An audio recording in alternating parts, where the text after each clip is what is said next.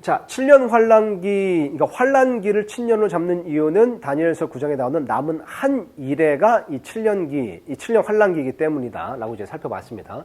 근데 그 7년 환란기는 보니까 전반부 3년 반, 후반부 3년 반으로 이제 볼 수 있었죠.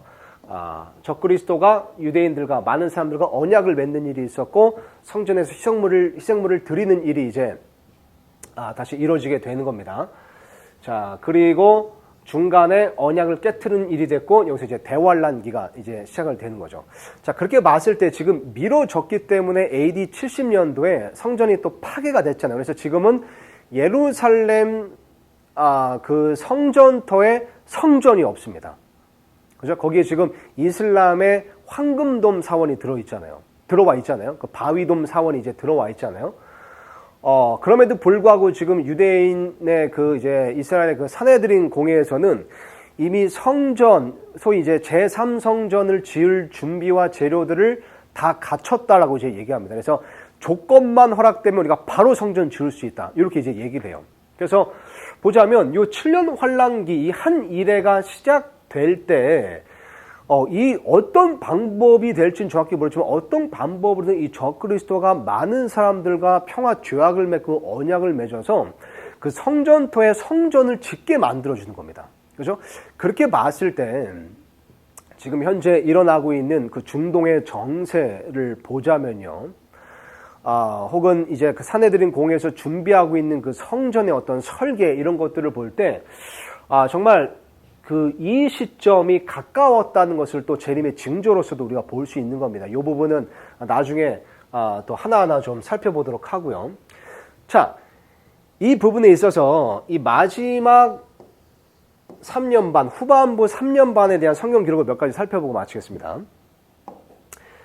자, 다니엘서 7장 25절 말씀 보면요. 또 그는 이제 적그리스도를 의미합니다. 지극히 높으신 이를 대적하려고 엄청난 말들을 하며 또 지극히 높으신 이의 성도들을 지치게 하고, 그죠? 하나님의 성도들을 괴롭히는 일을 하게 될 겁니다.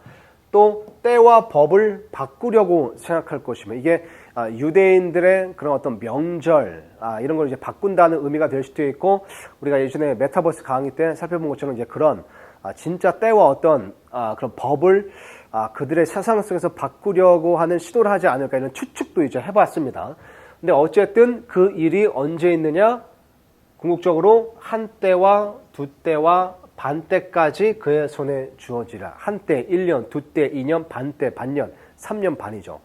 그러니까 그 후반기 3년 반 동안 지극히 높으신 성도, 하나님의 성도들을 극심하게 정말 이렇게 핍박하고 학대하는 일이 있을 거라는 겁니다. 자, 요한계시록 13장 말씀도 보면요. 이 후반기 3년 반에 대해서 나오는데요. 또 내가 보니 그의 머리들 중에 하나가 상처를 입어 이제 적그리스도 짐승이죠. 죽게 된 것 같았는데 짐승이 죽었습니다. 그의 치명적인 상처가 나오면 죽었다 살아났어요. 온 세상이 놀라며 그 짐승을 따라다라. 그리고 5절 보니까 또 용이 그에게 큰 것들을 말하며 신성 모독하는 입을 주고 또 42달 동안 지속할 권능을 주매. 그러니까 이 적그리스도 이 짐승이 죽었다가 살아나는 그 시점이 언제라는 걸 알 수 있죠. 42달이 3년 6개월이죠. 그죠? 3년 반이잖아요. 그러니까 언제라는 걸 알 수 있죠. 환란기 중간에 또 있는 겁니다. 그죠? 환란기 중간. 우리가 그래서 한번 그 정보들을 추가해 보겠습니다. 자, 3년 반 예수님께서 이것을 대환란이라고 말씀하셨죠. 큰 환란이라고 말씀하셨습니다. 그죠? 그리고 이제 황폐하게 하는 일들이 있고 또 아까 보니까 짐승, 적그리스도가 죽었다가 살아납니다. 그리고 또 아까 다니엘서 말씀 보니까 굉장히 극심한 핍박과 학대가 있게 되죠. 그리고 요한계시록 그 13장에 계속 2하 9절 보면 짐승이 죽었다가 살아났는데 여기에 이제 형상을 또 만듭니다. 형상. 짐승의 형상을 거짓 대언자가 만들잖아요. 그래서 아마 그 형상이 성전에 들어갈 확률이 굉장히 높죠. 자, 그리고 또 이때 짐승의 표가 등장합니다. 그죠? 그러니까 이 모든 것들이 사실 후반기 3년 반에 일어난 거예요. 요거를 잘 구분하셔야 돼요. 나중에 요한계시록 말씀 이렇게 볼 때 전반부 3년 반과 후반부 3년 반을 잘 구분하셔야 요런 이제 그 성경 기록에 나오는 그런 내용들을 잘 이렇게 바르게 구분할 수 있습니다. 바르게 나눌 수 있습니다. 자, 그리고 또 볼까요? 후반부 3년 반 또 어떤 일이 일어나는가? 자, 요한계시록 12장 1절 말씀 보니까요. 성정 밖에 있는 뜰은 내버려 두고 측량하지 말라. 그것을 이방인들에게 주셨은지 그들이 그 거룩한 도시를 42달 동안 발로 짓밟으리라. 그죠? 3년 6개월, 3년 반 동안 적그리스도와 그 백성들이 어떻게 한다는 거죠? 그 거룩한 도시 예루살렘을 3년 반 동안 짓밟는다는 겁니다. 황폐하게 한다는 거죠. 자, 또 보니까 3절 보니까요. 11장 3절 보니까 내가 나의 두 증인에게 여기 이제 두 증인이 나옵니다. 두 증인에게 권능을 주리니 그들이 굵은 베옷을 입고 1260일 동안 태어나리라. 1260일 마찬가지로 3년 반입니다. 그러니까 요한계시록의 두 증인이 등장해서 하나님의 말씀을 대언하고 또 복음을 전파하는 일하고 또 이하 구절 보면 또 엄청난 막 기적을 행해요. 그러다가 죽었다가 다시 살아나게 되는 일이 있거든요. 그런 모든 일들을 하는 이 두 증이 등장하는 때 사역하는 기간이 언제다? 후반부 3년 반인 겁니다. 후반부 3년 반. 그죠? 자, 또 보니까요. 또 어떤 일이 후반부 3년 반에 있냐면 그 여자가 광야로 도피하니라. 그 여자는 유대인들이라고 했죠. 거기에 하나님께서 예비하신 한 처소가 그녀에게 있으니 이것은 그들이 1260일 동안 거기서 그녀를 먹이게 하려 하심이더라. 후반부 3년 만에 또 어떤 일이 있는가? 두 증인도 있고 또 보니까 유대인들이 광야로 도피하는 일이 있습니다. 근데 이것은 다니엘서에도 이제 기록되어 있는데요. 하나님께서 예비하신 한 처소, 피난처로 도망가는 일입니다. 이게 다니엘서 비교해보면 요르단 어떤 지역임을 우리가 알 수 있거든요. 페트라라고 합니다. 거기에 이제 3년 반 동안 숨어 있게 되는데 그게 언제요? 1260일 동안. 그러니까 후반부 3년 반이죠. 그러니까 후반부 3년 반 동안 유대인들이 이 피난처에 숨어 있게 되는 겁니다. 7년 환란기 한 일의 전체 동안 숨어 있는 게 아니에요. 전반부는 숨어 있지 않고 후반부부터 시작되는 겁니다. 후반부 3년 반 시작되는 때로부터. 자, 근데 여기서 중요한 게 피난처로 가는데 하나님께서 예비하신 피난처로 갔는데 그들을 먹인대요. 자, 여기서 중요한 게 나중에 또 설명하지만 그들이 누구냐면 이 환란기 동안 이 유대인들, 도피했던 유대인들을 돌봐주는 민족들입니다. 이 민족들을 왜 구분하는 게 중요하냐면 기억나세요? 그 종말론 타임라인 할 때 7년 환란기 끝났을 때 어떤 심판이 있죠? 예수님께서 재림하셔서 양과 염소 심판이 있어요. 이 양과 염소 심판은 뭐냐면 이 환란기 때 유대인들이 이 후반부 3년 반에 지금 광야에 숨어 있게 되는데 이때 도와줬던 그들, 이 민족들을 양민족으로 보시고 도와주지 않았던 민족을 염소 민족으로 보셔서 양민족은 이제 천년 왕국에 들어가게 하시고 염소 민족은 심판하시는 겁니다. 그죠? 그래서 여기 있는 그들이 이 7년 환란의 끝에 있을 양과 염소 심판에서 양민족에 해당되는 사람들이다. 이렇게 이제 보시면 됩니다. 자, 이것도 언제 일어난다? 후반기 3년 반에 일어난다는 겁니다. 자, 그래서 정리 다시 한번 해보면요. 자, 또 어떤 일이 있죠? 아까 보니까 이제 페트라. 유대인들이 이제 숨어 있게 되는 그런 일들이 있게 되고 또 두 증인이 나타나게 되죠.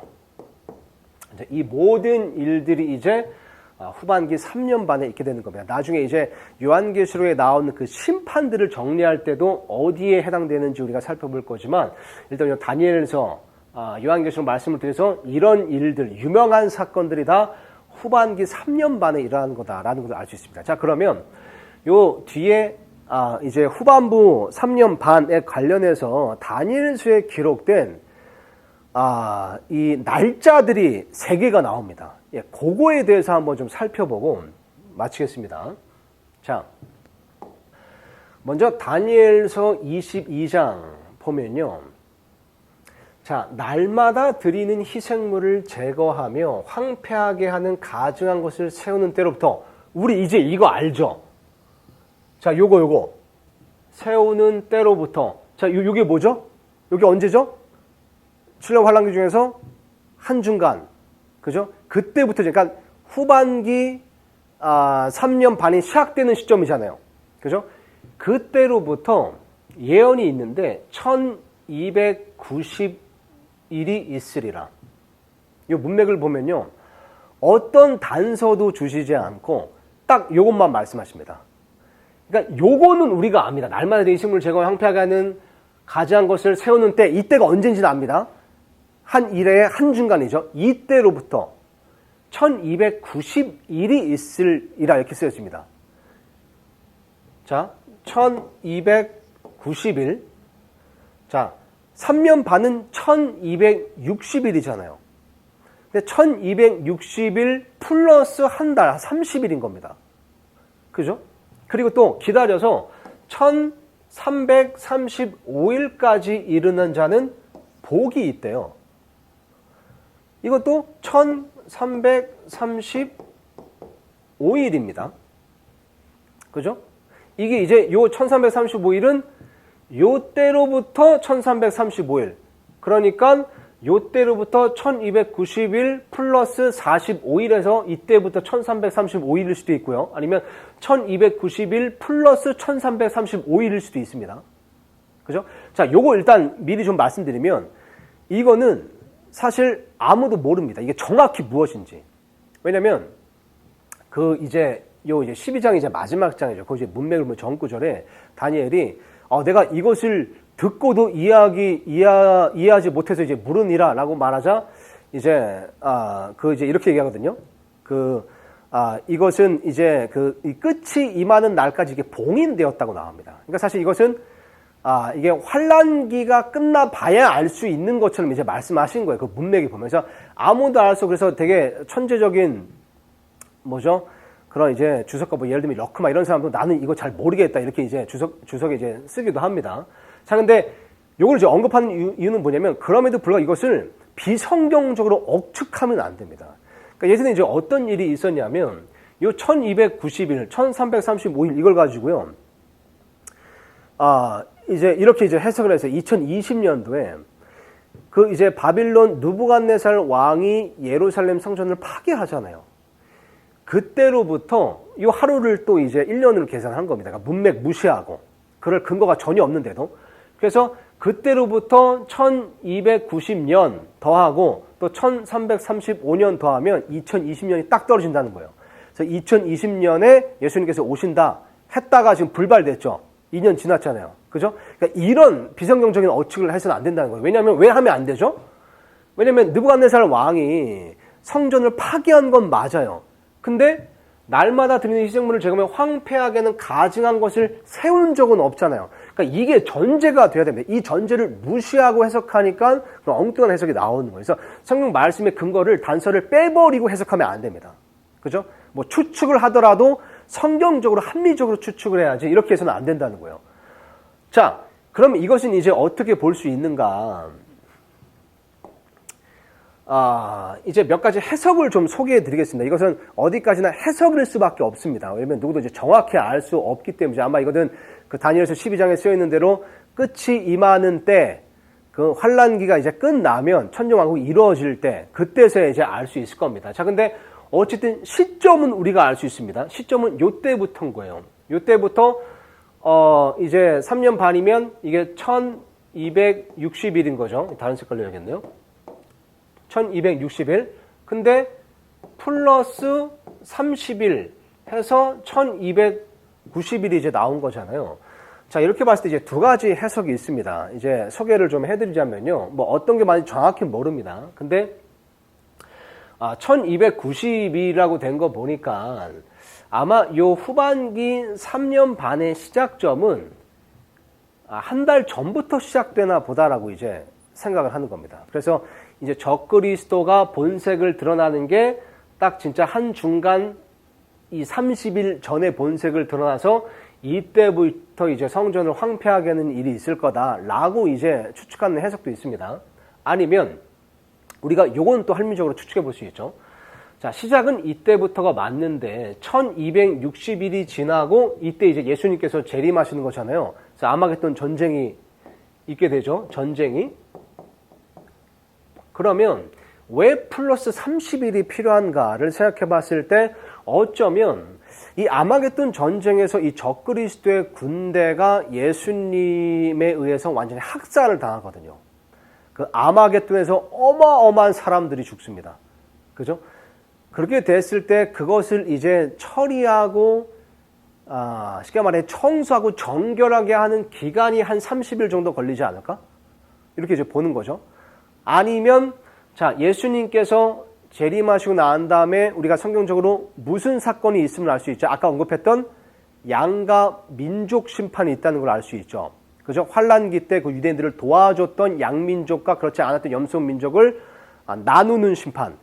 그 심판을 하시는데 30일 정도 걸리지 않을까. 요렇게 이제 추측해 볼 수 있는 겁니다. 근데 뭐 교리는 아닙니다. 누구도 알 수 없기 때문에. 자, 그러면 1335일은 뭔가? 이게 이제 1335일이 여기서부터 1335일. 그렇게 따지면 1290 플러스 45일이 더 필요한 걸 수도 있고요. 아니면 요 1290 플러스 1335일일 수도 있는 겁니다. 근데 아까 이제 말씀 보면 요 1335일까지 다다르는 자는 복이 있다고 말씀하죠. 그리고 그 다음 구절이 다니엘서 12장의 마지막 구절인데 거기 뭐라고 쓰였냐면 다니엘로 하여금 너 길로 가라. 그러면서 너의 몫에 설 때까지 너 길로 가라. 이렇게 이제 쓰였습니다. 그러니까 뭐냐면 1335일이 지났을 때 쉽게 말하면 다니엘이 보상을 받는다는 거예요. 그렇게 봤을 때 이건 또 이렇게 추측해 볼 수 있습니다. 자, 보세요. 이때 성전이 세워지죠. 왜냐하면 희생물을 드리고 봉헌물을 드리는 언약을 맺으니까 성전이 있어야 되는 겁니다. 그러니까 지금은 성전이 없지만 어떻게 해서든 적그리스도가 어떤 방법으로든 언약을 맺어서 성전이 세워지고 여기서 봉헌을 드리는 일이 생기는 겁니다. 근데 이 성전의 한 중간에는 적그리스도 짐승이 들어서게 돼서 여기서 앉아서 자기가 하나님 행세를 하는 거예요. 그러니까 이 유대인들은 하나님을 위한 성전을 만든다고 만들었는데 결국 이게 적그리스도를 위한 성전을 만들어버린 꼴이 되는 겁니다. 그러니까 환란기 성전이 돼버리는 거죠. 자, 근데 성경 말씀 보면 이 이후, 그러니까 7년 환란기가 끝났을 때 나오는 천년 왕국 때 예수님께서 좌정하실 성전이 또 있습니다. 그러니까 천년 왕국 성전이 있어요. 근데 한번 생각해 보세요. 예수님께서 이 사탄, 이 짐승이 들어 앉아서 황폐하겠던 이 성전 그대로 앉아 계실까요? 아닙니다. 분명히 아마겟돈 전쟁 때 이 성전도 파괴하실 거예요. 그리고 나온 다음에 성전을 다시 건축하시는데 에스겔서 말씀에 보면 그 천년 왕국 때 세워질 성전이 나옵니다. 이 성전은 지금 이 산헤드린 공회가 제3성전의 설계도까지 다 이제 만들어 놨거든요. 근데 그 규모하고는 비교가 될 수 없을 정도의 어마어마하게 큰 성전입니다. 그 성전을 짓는 기간이 1335일일 수도 있습니다. 이건 이제 추측입니다. 왜냐면 다른 성경 구절과 크로스 체킹해 볼 수 있는 부분이 없어요. 요 이제 1290일과 1335일은.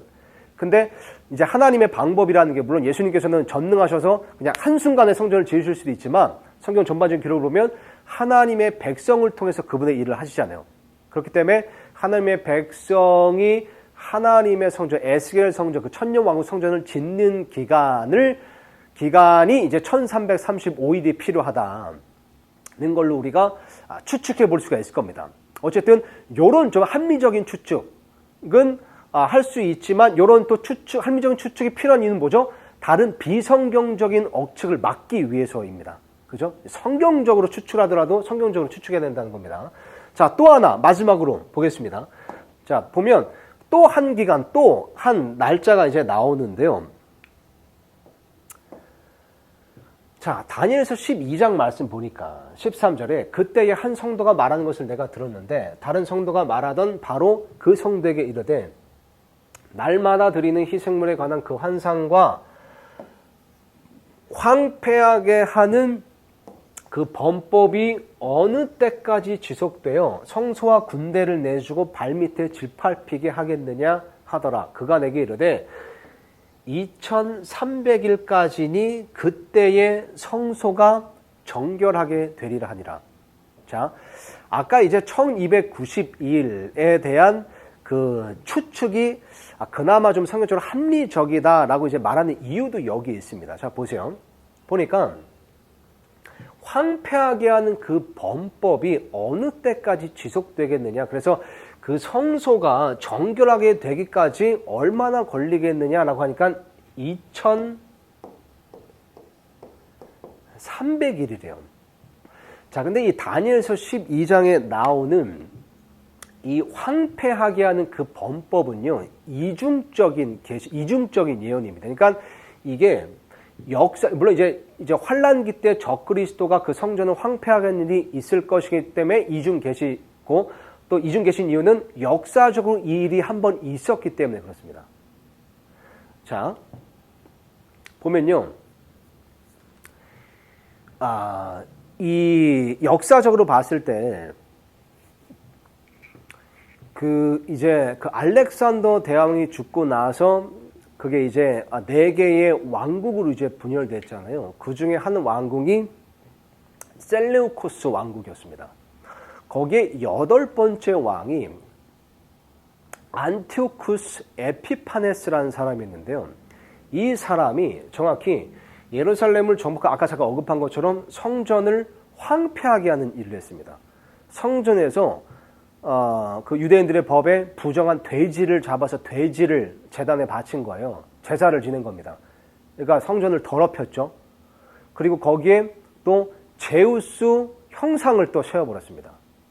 근데 그런 일을 언제까지 했었냐면 정확히 2300일 동안 합니다.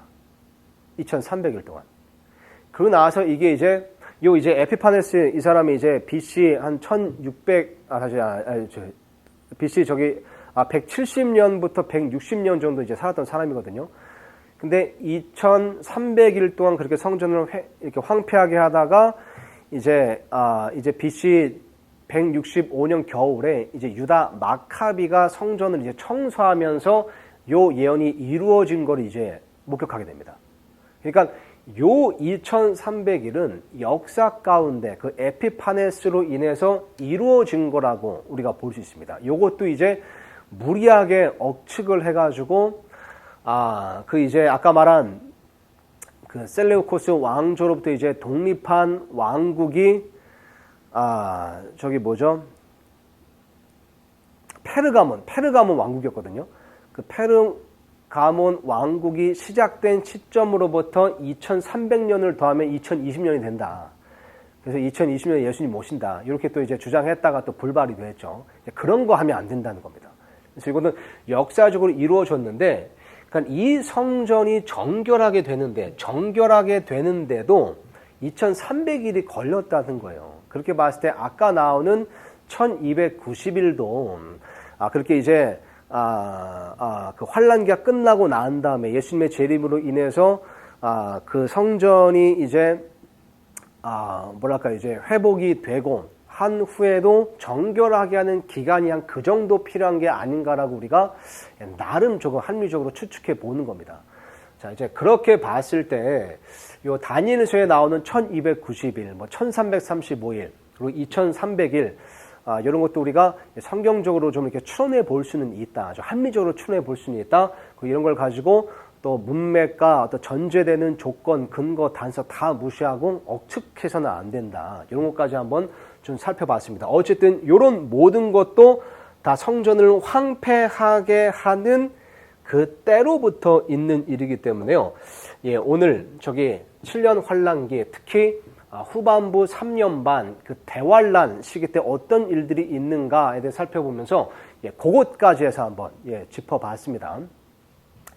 그래서 이렇게 윤곽을 좀 잡고요. 앞으로 이제 굵직한 사건들에 대해서 앞으로 쭉쭉 나가보도록 하겠습니다. 수고 많으셨습니다. 감사합니다.